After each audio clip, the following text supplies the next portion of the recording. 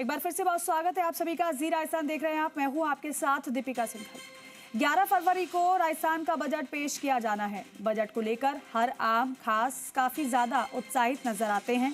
हर वर्ग अपने हिसाब से बजट की बड़ी उम्मीदें लगाए बैठा होता है।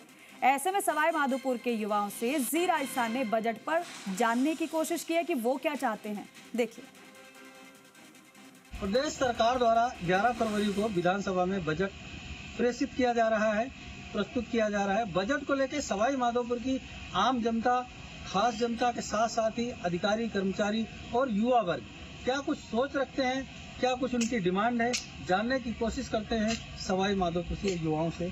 मैं साहब आपसे जानना चाहेंगे कि सवाई माधोपुर का बजट पेश होना है, सवाई माधोपुर के बजट में क्या कुछ आपकी डिमांड है, क्या कुछ मांग है? मेडिकल में थोड़ा सुधार होना चाहिए। जैसे डॉक्टर की कमी है, डॉक्टर पूरी हो, न्यूरो डॉक्टर नहीं है, माधोपुर में डॉक्टर की व्यवस्था की जाए।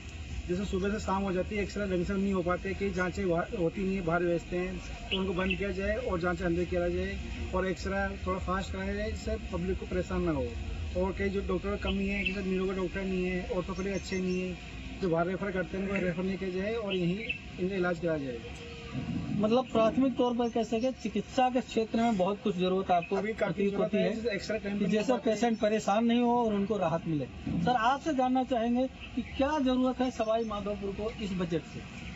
जरूरत तो ये है सर कि इतनी सारी पुलिस की गाड़ियाँ हैं, हर नाके पे, हर कॉलोनियों के गेटों पे है ना पुलिस की गाड़ियाँ मिल जाती, लेकिन एम्बुलेंस कहीं नहीं। एम्बुलेंसों की बहुत कमी है, एम्बुलेंस की जरूरत है। और रोड ही नहीं होगा तो एम्बुलेंस किससे चलेगी?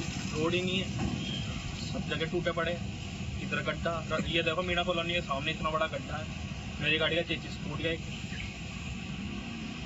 परिवहन की व्यवस्था कमजोर है, रोडों में सुधार होने की गुंजाइश है, तो लाइट है, सुधार करना चाहिए। आप क्या मानते हैं सवाई माधोपुर के लिए क्या कुछ जरूरत? स्कूल्स में ना जो टीचर बच्चों के ऊपर ध्यान नहीं देते, छोटे छोटे बच्चे। हमारे गांव सुरवाल में भी हमारे चाचा की पड़ती है, वो घर पे आ जाती है बीच में कभी चले जाओ कभी आ जाओ। तो गवर्नमेंट स्कूल पर ध्यान देना चाहिए।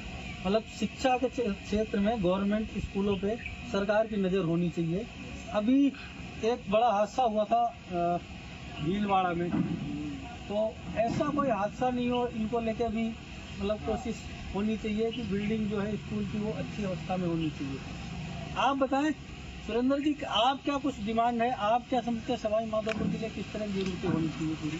सर हर स्कूल में स्पेशल एजुकेटर की वैकेंसी निकालनी चाहिए और